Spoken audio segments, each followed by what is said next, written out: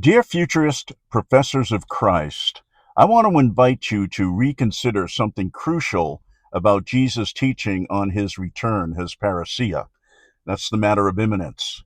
Many of you point out to me Matthew 24:36, quote, about that day or hour no one knows, end quote. And you conclude the return must still be future. But here's what I as a preterist see. That verse isn't saying it won't happen soon. It's saying no one knows the exact timing. And the parable of the 10 virgins of Matthew 25 illuminates this perfectly. Both the wise and the foolish virgins were waiting.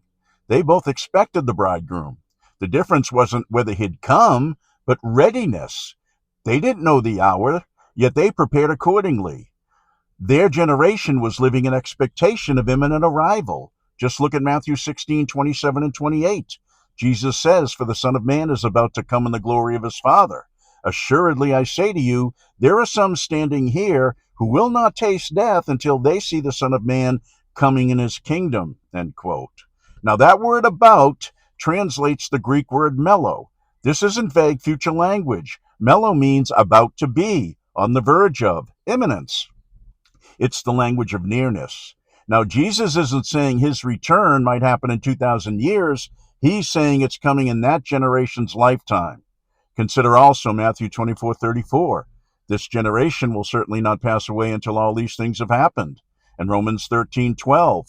The night is nearly over. The day is almost here. 1 Peter 4:7. The end of all things is near.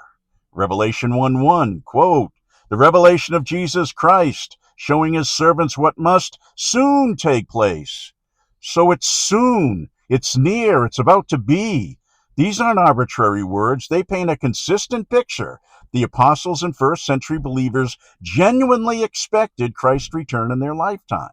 Now, the parable makes sense only if we understand it in this way. The virgin's urgency reflects real expectations, yet only 5 took it to heart. The other 5, I suspect, were simply going through the motions and they were rejected. Now, these virgins weren't waiting for something 2,000 years away. They're preparing for something imminent. Now, I'm not asking you to agree with me immediately. I'm asking you to follow the language Jesus actually used. When he said, mellow, about to, when he said this generation, when he said soon, what did his first century listeners understand?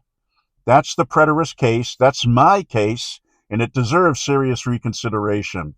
For now, I'm out. Comments below.